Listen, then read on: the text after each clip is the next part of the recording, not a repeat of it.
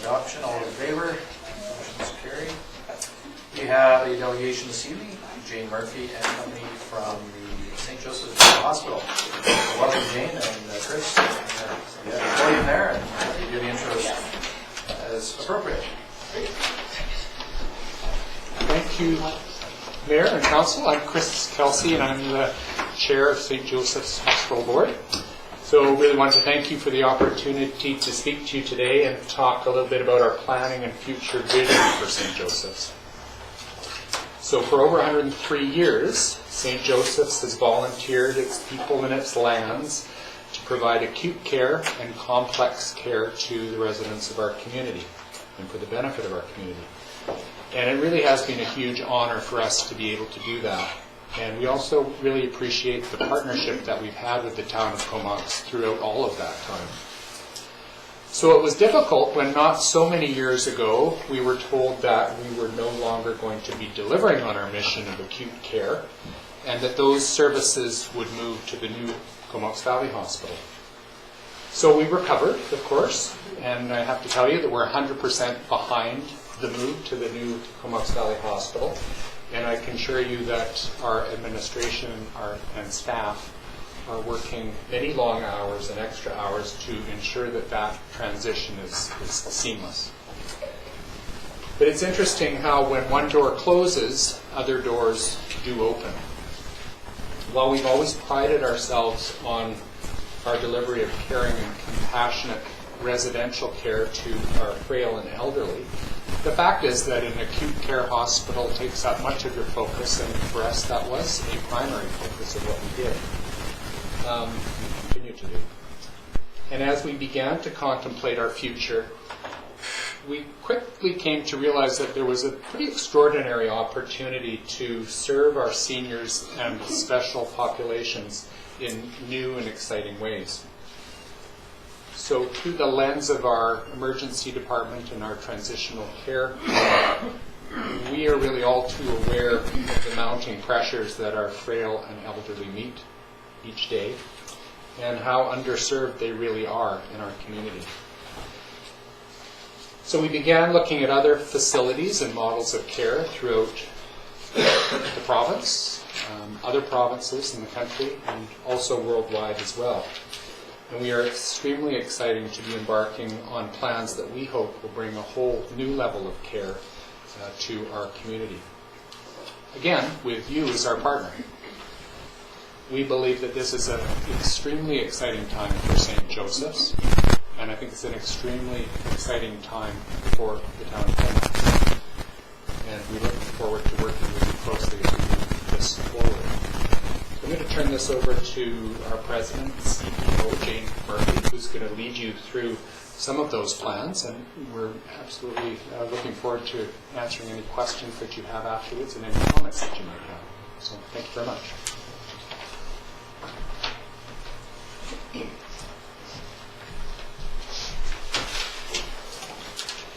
Thank you, Chris, and thank you for this opportunity. Very exciting times for us at St. Joe's, and want to share with you some of that planning and our thinking. I do apologize. I have a bit of a cold. I'm really not a stuffy person, even though I sound kind of stuffy tonight. So just excuse me, given I'm a little bit congested. We'll talk a little bit about our vision and what the work is, but very important to us is how we do this work. And so under our board of directors, Future Role Task Force was established almost 4 years ago to begin the thinking and planning and looking at the future for St. Joe's. We're absolutely committed to working in partnership with other organizations, of course the town of Comox, because we really feel we can provide the best services to our community through working in partnership. And thank you so much. Thanks, Richard. Committed to innovation and excellence. So I think you all know St. Joseph's fairly well. We're owned by the Bishop of Victoria, governed by a local volunteer board of directors. Have a beautiful 17-acre site that looks over the bay. You can see we're kind of split right now between acute and complex care and residential hospice beds. We hold accreditation with exemplary standing. We're very proud of that. We have been working with Island Health and others looking at redesign around frail seniors. And we are actively, as Chris said, supporting the transition of acute care to that beautiful new hospital that should be up and functioning by next September. This Future Role Task Force under the Board of Directors really took some time and talked about the principles that they would think about as we move through this process. I'm not going to go through them all. You can see the key points highlighted in red there as far as values. One of the key things that we determined early on with the Bishop and Diocese of Victoria was the parameters around which we would do this planning, and that is to focus on health care and care for seniors, in part because historically that's what St. Joseph's has offered, and that was important to establish. So the work that we've completed over about the last 3.5 years, we've completed a very detailed needs assessment. I'll be sharing some of this with you. We've completed the first step of community engagement. We've done a site and a building assessment. We've done preliminary environmental assessment. We also have a land economist that's looked at the value of the property.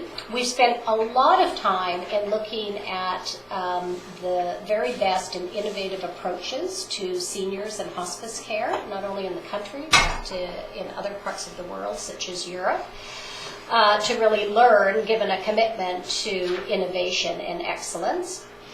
We have established a long-term vision, which we'll be sharing with you tonight, and we've completed a proposal for expansion and redevelopment of the views. And that was in response to Island Health's RFP for 70 additional residential care beds for the Comox Valley. So we have completed a proposal and submitted that proposal around the additional beds, which includes the redevelopment of the views. I'll speak to that a little bit later.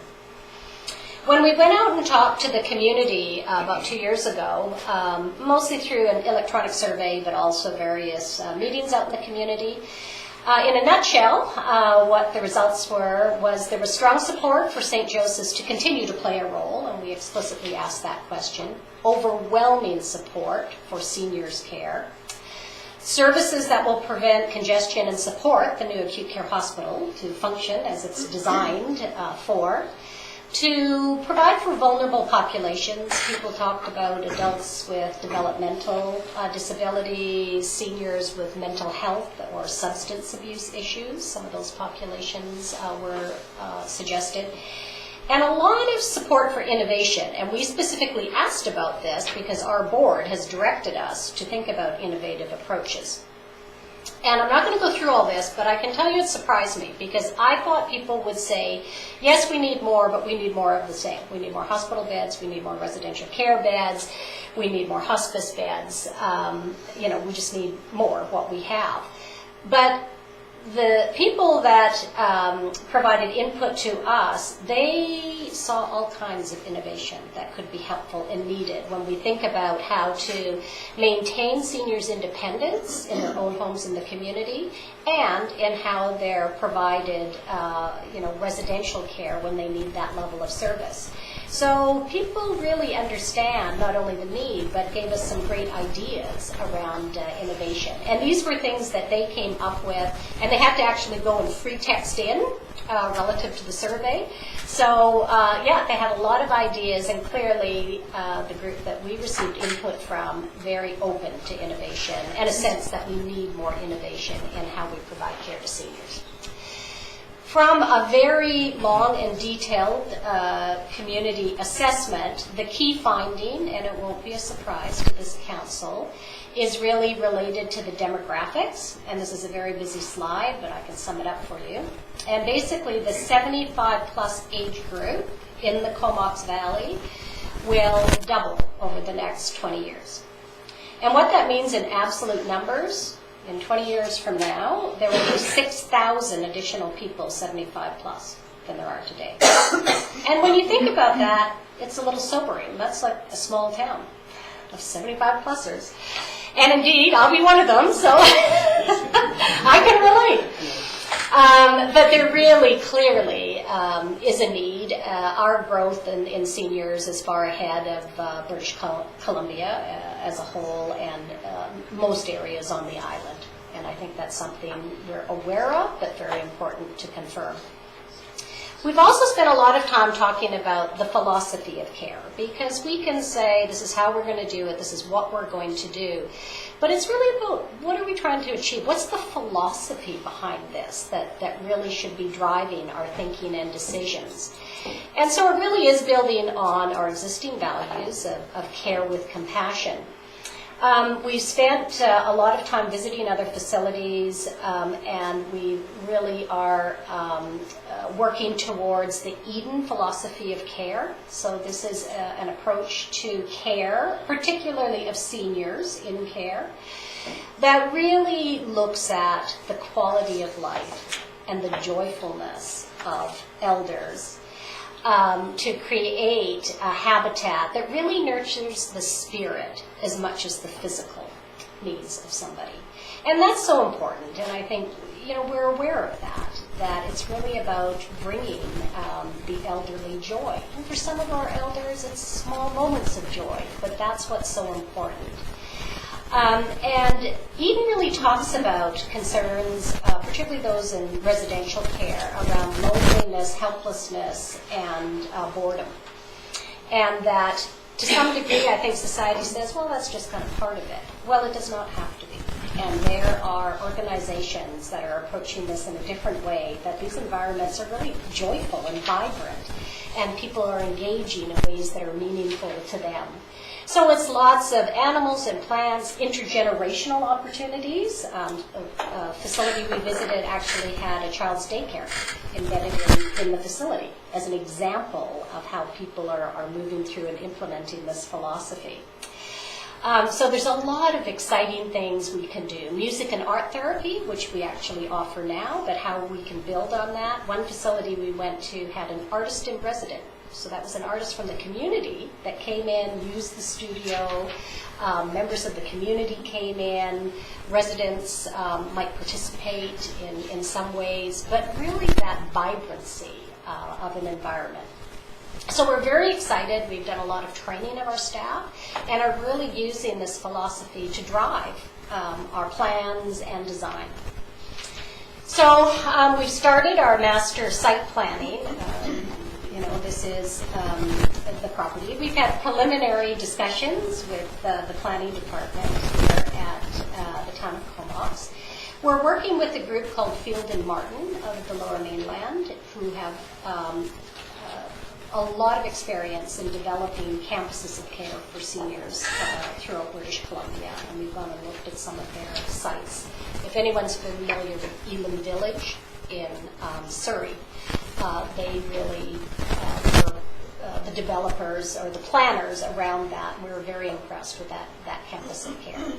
So really looking at over time, and of course this will be work done in conjunction with you as the town.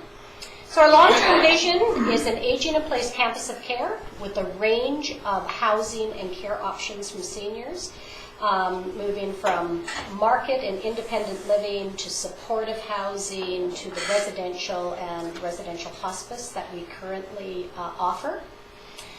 And in addition to that, so these are really wonderful campuses where people can come and age in place. Couples can age in place. We hear stories of couples having to be separated, and to really support couples being able to stay on the same site. But in addition to that, we look at how can we leverage then that campus of care, the physical facilities, the expertise, to really create a hub of innovation and excellence. And looking at services to support seniors in the area to stay independent in their homes. So those are things like outreach services, bringing seniors to the campus for activities, for dining, for socialization, potentially primary care, a whole variety of services that would support seniors to remain independent in their own homes. And then, should they need residential or other types of supportive care, that would be available to them. and continuing to look at special care populations, which is part of our mission as denominational health.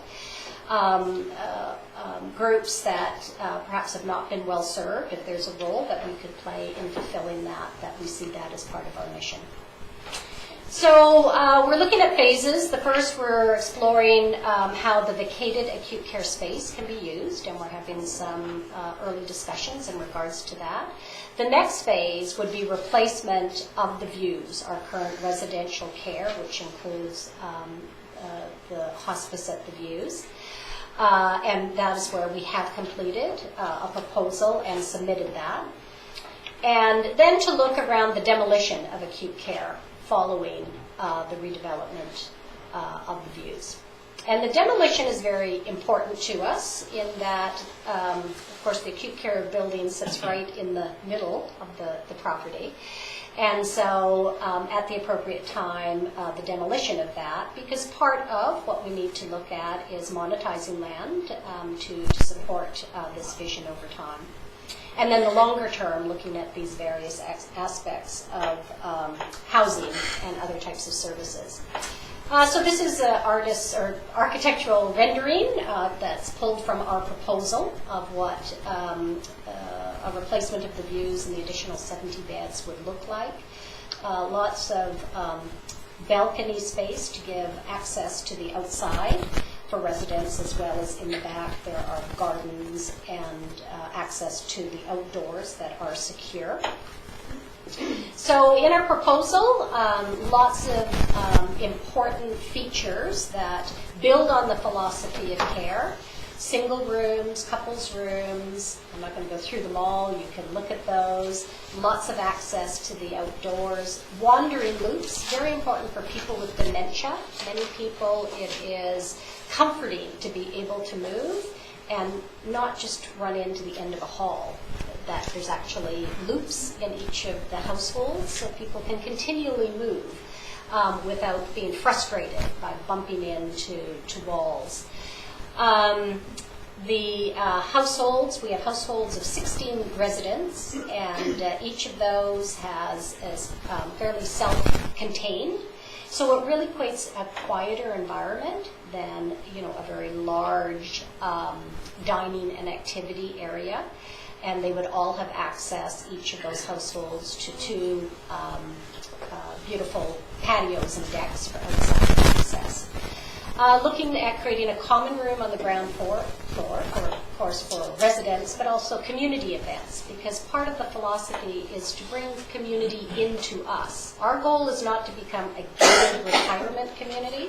We want to be part of the larger community, and the community feel that it's part of what the campus of care at the St. Joseph's site.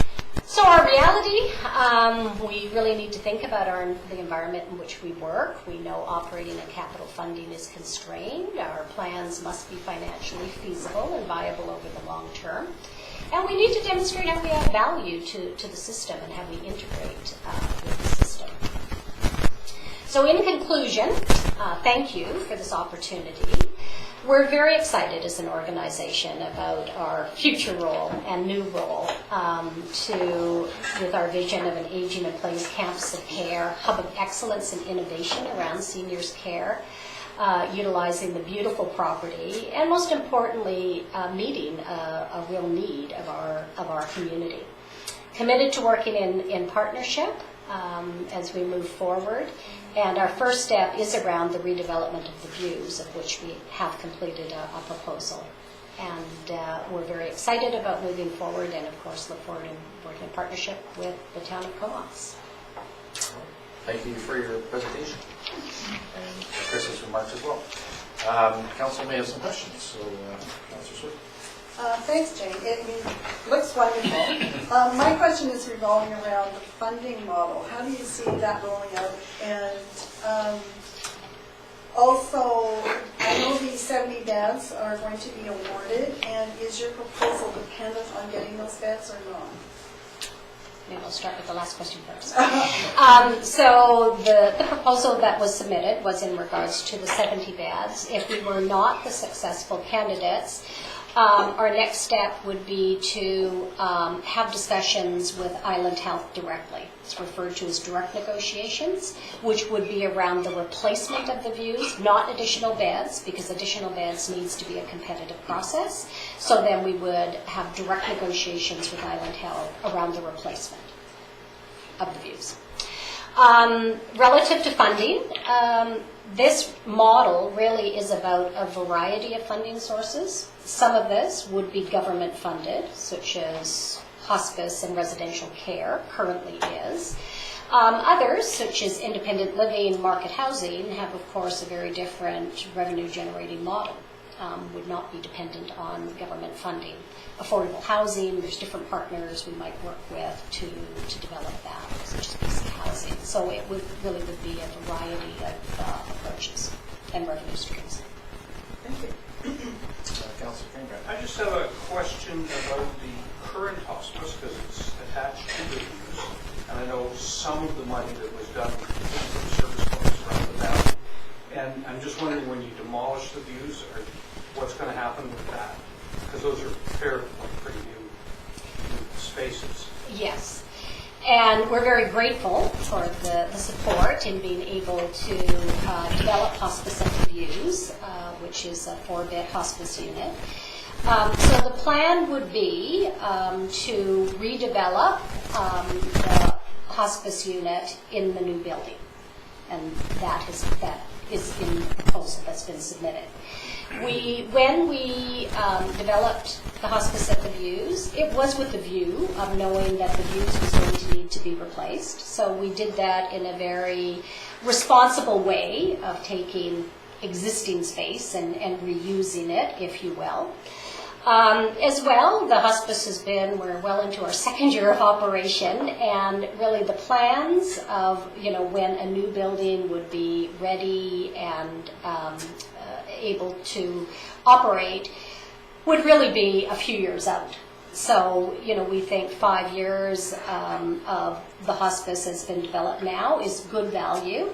Certainly if there's anything movable that can come over and be used, that would absolutely be the case.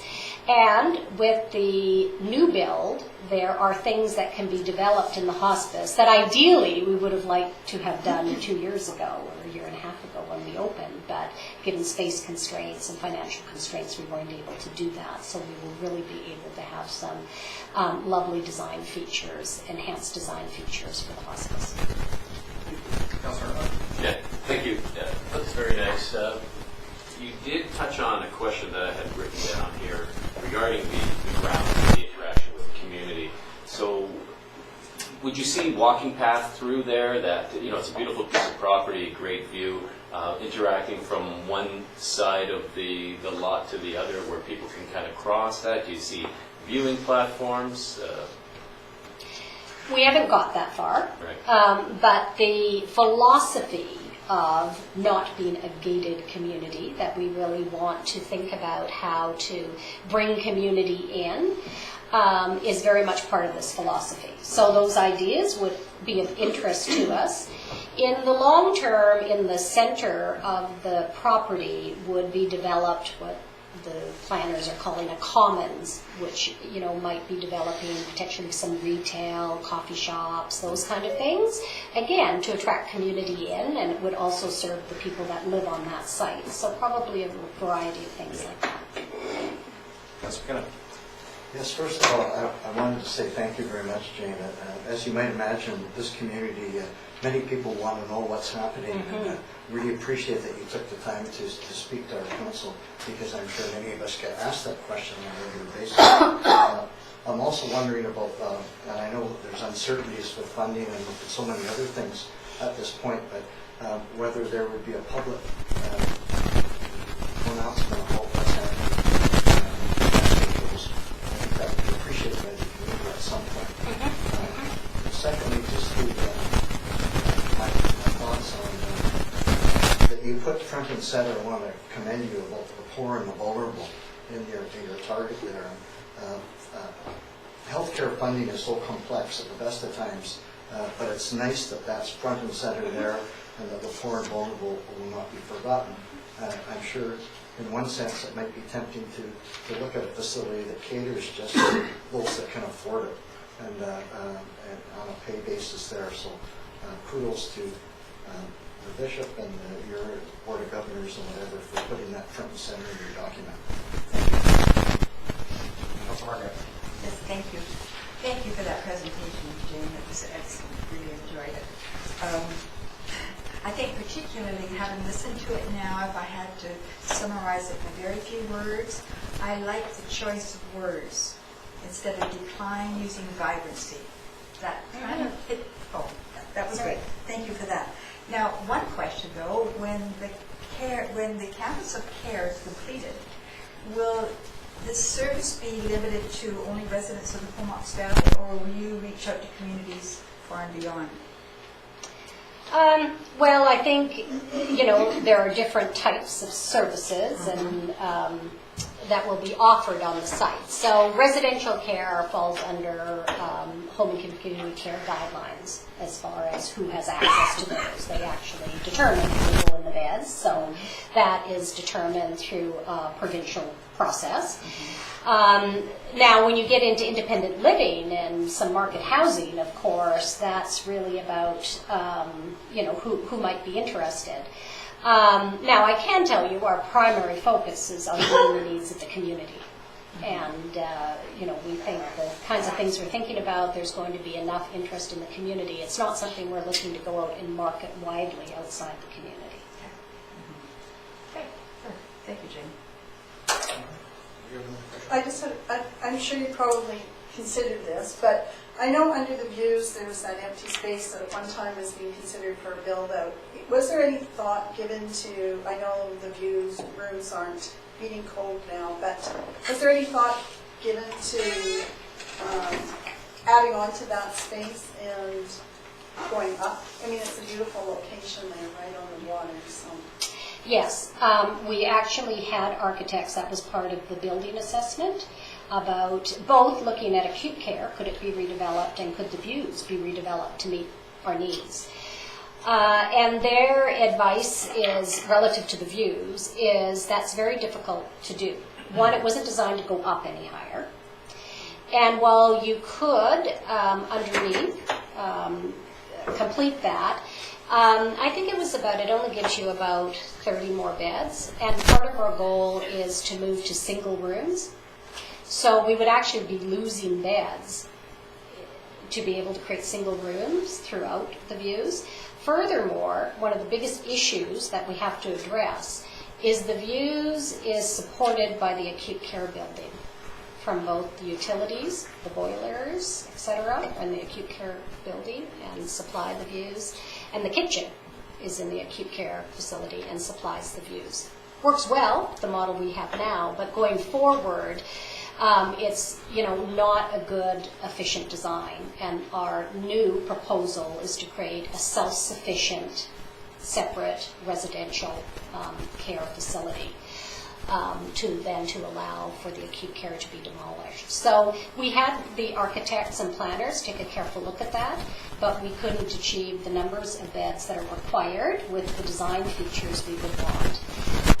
And then some of the design features like the wandering loops and creating smaller households to keep the stimulation low for dementia would be very difficult to do in the views given when and how it was designed. Thank you. All right. Well, thank you for the presentations and answering those questions and bringing us up to date. We look forward to hearing more about it, hopefully in the near future, especially if you're successful in the RFP process. So Wonderful. Thank you. Thank you for coming. All right, so we'll move on to minutes of meetings. We have for approval the regular council meeting minutes of January 18th. So moved. Second. On approval, those in favor? Any opposed? Motion's carried. For receipt, then, we have the committee of the whole meeting minutes of January 20th. Second. On receipt, then, all in favor? Opposed? Motion's carried. There's one recommendation coming forward regarding renewal of the Point Homes Recreation Association. Move the recommendation. Second. That's for a 5-year term, ending January 31, 2022, with the operating the public boat ramp. Any further discussion? Seeing none, all those in favor? Opposed? Motion's carried. And then for the minutes of the public hearing held here on January 18th, those are for approval. Move. On approval then, all those in favor? Any opposed? Motion's carried. So we'll move on to management reports for receipts. Move. On receipt then, all those in favor? Motion's carried. Trust tonight, and other things, if there's any questions, we're still working playing on the Northeast Comox plan. So unless there's anything further, we'll move on to the rezoning application. This is for consideration of third reading for the zoning application, development base permit application for 1879 Comox Avenue. I'll move that. Second. Moved and seconded at third reading, so discussion. Sarno. Yes, I was asked by Councillor Price to read a statement. Okay. And from Councillor Price, it says, I don't support the rezoning application at Ellis and Comox Ave. Increasing road access on Ellis at this place will create problems and safety issues. If this proposal goes ahead, each lot will be able to have a secondary suite and therefore more potential vehicular activity. Much better to build a carriage home on the existing property. The advantages of this is an extra unit is created which will ultimately be part of the rental pool. It also keeps the lot intact, which allows for future choices which take into account no more accesses onto Ellis at this junction area. That would be it. Sounds better with an accent. All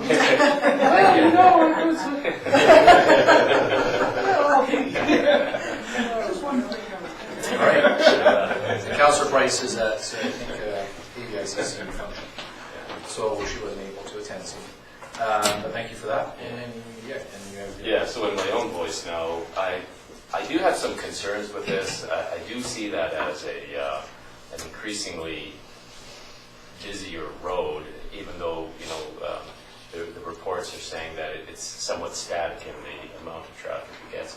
I just see a lot of big trucks coming down there, a lot of trailers with boats, large boats, because we built that to allow them to come down there. So I have my concerns with that. I get the whole idea that we're trying to encourage infill, but sometimes I feel that infill just doesn't work in every lot. So that's all I want to say. All right. We'll hear others. Yes, go ahead. Yes, we had an engineering report from staff, and I wondered if our CAO for the public might be able to just summarize some of the concerns that were dealt with from the public hearing in that report to us from staff. I know certainly it was of interest to me when I read it there. All right. We got the spotter. No, that's fine. Just focusing on I think the speed of vehicles and capacity issues on the roads.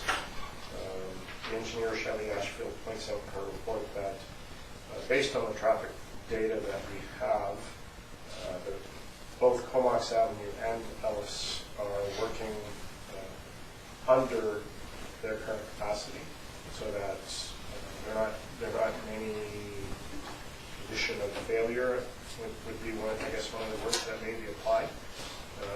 Traffic data in terms of accidents in the last, I believe it was 5 years, indicated that there were 2 incidents, which is well within parameters of what we consider maybe normal. And the speed data we have as well indicates that I think the majority of traffic is traveling at 32 kilometers an hour, and the speed limit on that stretch is 50 kilometers an hour. Although we do have an advisory sign that suggests people may want to go 15, that is not the speed limit. The speed limit is still 50 on Now, there were also 2 conditions that I believe engineering had the party consider. One was about the driveway, and the other condition was about an adjustment to the property for sightlines. Can you just comment on that in regards to, so the public can hear this? Yes, and what I will do is I'll defer to the planner to speak to that one. Certainly.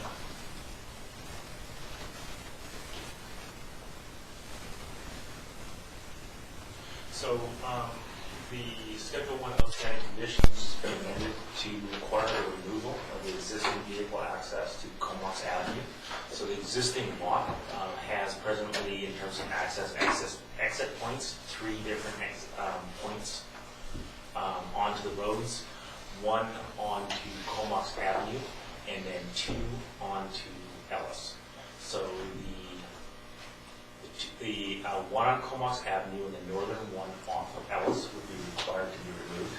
It would be limited in the future to a maximum of 1 driveway access. The new lot, the proposed new lot on Lot B that has the good sight lines, it would still be limited in terms of the driveway access to the extreme southern corner of the lot. That would be in response to the concerns that were raised. All right, is that good? Councilor McKinnon? Okay, Councilor Arnott. Yeah, I just wanted to bring clarification to the other councillors, just to be sure everybody is understanding the diagram that has been given on page 32, the grade area where it says road dedication. That is not a merge lane, that is just for potential for a sidewalk down the road. Because when I first looked at this, I thought, okay, well then it allows us a bit of a, if you're going east, it allows us kind of like a lane to turn right on, which indeed it's not. It is, the corner is going to stay the same as it is. Right, although it's again pointed out in the report from our engineer that area will be dedicated, in other words, given to the town for future purposes if, in fact, there is a widening. Although, you're right, there is currently going to be no change. And then there will be a 6x6 corner cutoff as well. So that's something that's obviously only going to be obtained through this rezoning application. If there is no rezoning and it stays as is, then that dedication would not be provided. Your worship, the planner, I think has something to add. Yes, go ahead. There are no immediate plans to improve improvements to Comox Avenue Ellis intersection. The municipal engineer in their review noted that these proposed additional 3 meters of road dedication that would be required at time of subdivision of Comox Avenue and the 6x6 corner cutoff would allow for any future alterations that are anticipated. Also noting that we have no intent at this time to go to a 4-lane arterial. It is Comox Avenue is an arterial, but if it were to be 4-lane for any reason, which is why it has the wider maximum of 25 meters road dedication standard, we would essentially overwhelm the downtown road network. So it would stay as 2 meters, and that's why the road dedication of 3 meters is seen as sufficient. Okay. Councillor Swift. Well, having looked at this, I think it's in keeping with our OCP and our infill development. I think the safety concerns that were brought to our attention at the public hearing have been addressed quite well. And so I'm going to be in support of this application. Thank you. And Councillor. Thank you. I was concerned about this subdivision initially, but having read the many reports that have been given to us from our staff, I conclude that first by saying well done to our planning department and our engineer. And also, I felt that the concerns that were presented at our public hearing have been addressed. And anyone who had any concerns, I encourage them to read all of the information that was given to us. So I too will be in support of this. Okay, thank you. Any further questions or comments? Go ahead, Councillor McKinnon. I'll just conclude by saying that I too know the area well, recycle it often, and as a layperson, I initially had some concerns too, and I think there were some good concerns brought up at the public hearing, but our staff and engineering department have addressed those concerns. They're the experts in regards to looking at engineering safety practices, and I'm comfortable now that they've addressed them. I'm glad that they were brought up at the public hearing so they could be addressed, and I will speak in support of the the proposal. Okay, anybody else? Seeing none, are you ready for the question? So the motion is to approve third reading. All those in favor? Any opposed? One opposed? Motion is carried. All right, so we'll move on to the next item, which I believe is special reports. This is simply receiving the Regional District Solid Waste Management, Regional Hospital District, and Regional District Board meeting minutes from those various dates. Second. And receipt then. All those in favor? And I just have one comment, if I could. Mr. Carey, go ahead. If you flip to page 70, you will note that there was some new business that we... 70, yeah. 70, yeah.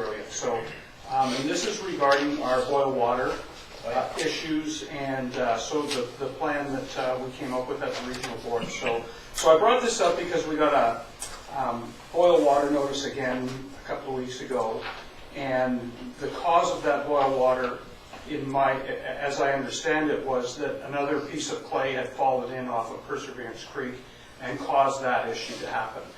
So we have sent we've sent a formal complaint down to the dam safety people, and we haven't really heard much response. We've actually taken this directly to Cumberland, and we're not getting much of a response. So it was my opinion that it was time to take this to the next level. The issue in Perseverance Creek is back in about 1972, a dam or a weir was put up, so when we get those large storm events, the water would come, hit the Cumberland system, divert back down Perseverance Creek, and stop all that going into the Cumberland system, which was fair enough. That was all given proper government approval back in 1972. Well, over the 40 years, Perseverance Creek has now started to erode, and that clay is falling into our water system and causing, if you see it, it's just chocolate milk coming down. So what we want to do is send a delegation down to Victoria, led by Comox and Courtney, and talk to the Minister of Health and the Minister of Forests and Land, so Flynn Rowe, and ask them to fix that problem. Because even when we put a filtration plant, sure, we'll probably be able to filter all that out, but it will vastly shorten the lifespan of that and cause major maintenance problems to our new $110 million plant that we're putting in. The second issue that we want to address when we're there is to get some lenience on the 1 NTU issue, because in the last several boil water issues we've had, we have been just very slightly over the 1 and in some cases under the 1, and still we're boiling our water. And you know, if we think back to 5 or 6 years ago, they didn't even blink till they got to 5 NTU. So we want to sit down and talk to both of them and get the problem fixed. That problem on Perseverance Creek is a major issue, and it's going to continue to cost us money into the future. And I think it's something that Victoria has to take a stand on and fix for us. So we will be planning that for sometime in February, and more details to follow. Okay, great. Thanks for bringing us up to speed on that. We'll be after work. It's a damn problem there. All right, so we have no other bylaws for consideration or new business. We have the annual referral response from the local school districts for receipt. Move receipt. Second. Receipt then, all those in favor? Motion's carried, and that's self-explanatory, but essentially what it is that we have to just annually get a response from the school district to see whether they need any more space for schools, and their indication from at least School District 71 is that there's sufficient school capacity within the present school sites in the town of Comox, and that student enrollment within Comox will stabilize over the next 5 to 10 years. We did not hear back from the Francophone Education Society, but my understanding is they've got lots of space in that school, so they're probably in pretty good shape. So I don't know if there's any other questions. Yes? Yeah, the old Comox L site, are they looking at some kind of development in there? I thought I've heard some grumblings about another private school maybe going in there? CEO may have an update. Their emails basically says that they will be guided by their long-range facility plan regarding disposal or retention of that property. But Right. I'm not sure what else is coming. Any update? Not other than that, they haven't released any additional information. I think they're still considering what future use they'll use. One of the issues, my understanding, is they didn't want to sell it because then they'd have to put the proceeds into the Vanier rebuild. Oh, So they're still in the throes of that, so that's probably why they haven't made any final decision. thank you. But there may be a another reason for it as well. All right, so